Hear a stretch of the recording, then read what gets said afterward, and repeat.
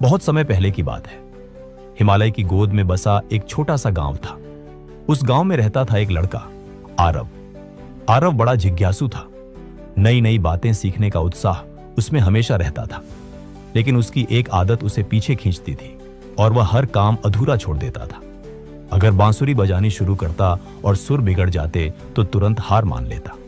खेत में हल चलाना सीखने की कोशिश करता और बैल काबू में न आते तो कहता था कि यह काम मेरे बस का नहीं है। गांव वाले अक्सर कहते, लड़का समझदार तो है लेकिन इसमें धैर्य नहीं है, ऐसा बच्चा कभी आगे नहीं बढ़ पाएगा। एक दिन गांव में शाही संदेश आया। राजा विक्रम सिंह अपने राज्य में एक बड़ा उत्सव करने जा रहे हैं। इस उत्सव में संगीत, नृत्य और विद्या की प्रतियोगिता रखी गई है। विजयी होने वाले को न केवल सोने का पदक मिलेगा, बल्कि उसे राजधानी के गुरुकुल में पढ़ाई का अवसर भी दिया जाएगा। आरव का सपना था गुरुकुल में पढ़ना, लेकिन मन में डर बैठा था, मैं तो कोई काम पूरा नहीं कर पाता, इतनी बड़ी प्रतियोगिता में कैसे सफल हो पाऊंगा। उसी समय उसके गांव में एक बुजुर्ग साधु आए। साधु ने उसकी आंखों में निराशा देखी और कहा, बेटा, संसार की हर कला एक ही मंत्र से खिलती है, अभ्यास। आरव ने पूछा, क्या केवल अभ्यास से बड़ा काम संभव है? साधु मुस्कुराए, हां, अभ्यास ही असंभव को संभव बनाता है। आओ, मैं तुम्हें कुछ कहानियां सुनाता हूं। साधु ने पहली कहानी सुनाई। एक किसान था। उसके खेत में पानी की बहुत कमी थी। उसने कुआं खोदना शुरू किया। पहले 5 फीट खोदा, पानी नहीं निकला। वह थक गया और जगह बदल दी। दूसरी जगह 10 फीट खोदा, फिर हार मान ली। तीसरी जगह, चौथी जगह, हर बार अधूरा छोड़ दिया। गांव का दूसरा किसान रोज एक ही जगह मेहनत करता रहा।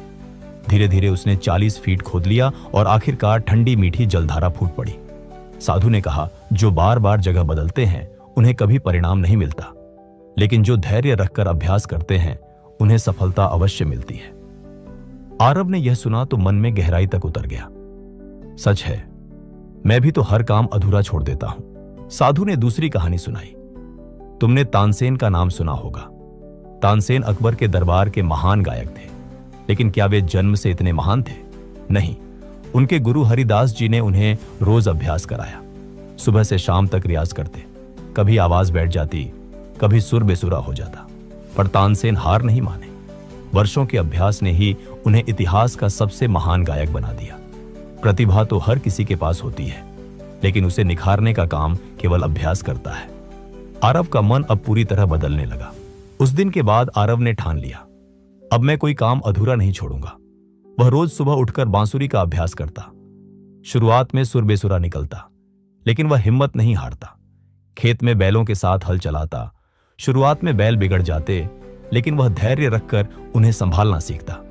धीरे धीरे उसकी मेहनत रंग लाने लगी। गांव वाले हैरान थे, ये वही आरव है जो कभी किसी काम में टिकता ही नहीं था।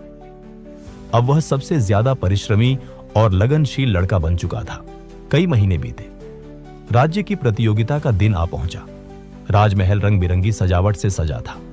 चारों ओर से गायक, वादक, विद्वान आए थे। संगीत प्रतियोगिता शुरू हुई। जब आरव की बारी आई तो उसने गहरी सांस ली और बांसुरी होठों पर रखी। स्वर निकला, इतना मधुर, इतना मनमोहक कि सभा स्तब्ध रह गई। लोगों की आंखें बंद हो गईं और वे उस मधुर धुन में खो गए। प्रतियोगिता समाप्त होने पर राजा विक्रम सिंह ने कहा, यह बालक साधारण नहीं है, इसमें अभ्यास की शक्ति है, यह इस राज्य का गौरव बनेगा। आरव ने पुरस्कार जीता और गुरुकुल में प्रवेश पाया। गुरुकुल जाते समय साधु ने उसे आशीर्वाद दिया, याद रखो बेटा, तुम्हारी सबसे बड़ी ताकत तुम्हारी लगन और अभ्यास है। प्रतिभा और ज्ञान केवल बीज हैं, उन्हें वृक्ष बनाने का काम केवल अभ्यास करता है। आरव ने इस मंत्र को जीवन भर याद रखा और आगे चलकर एक महान विद्वान और कलाकार बना।